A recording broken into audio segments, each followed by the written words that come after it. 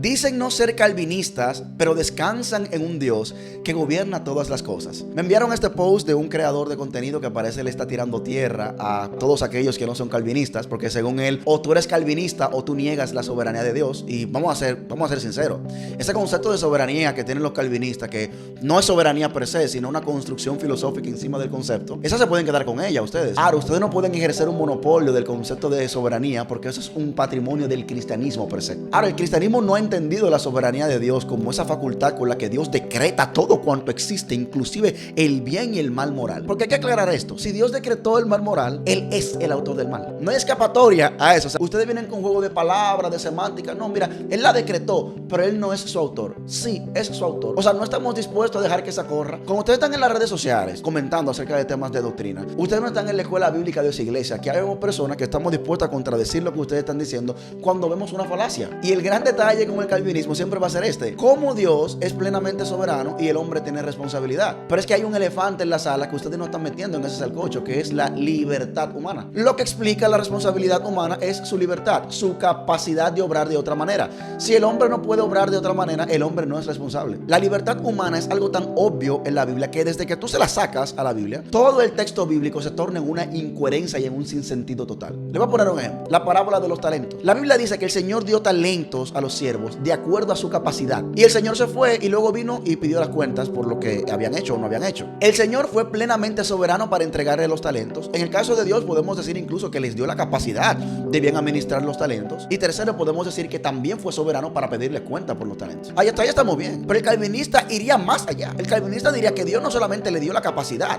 sino que Dios decretó lo que ellos iban a hacer, aún teniendo una capacidad. Pero es que eso contradice el mismo concepto de capacidad. Si Dios decretó cómo cada uno de los siervos iban a ejercer su administración, bueno, pues no tiene sentido la reprensión del siervo negligente, porque realmente en el fondo fue Dios que ocasionó su negligencia.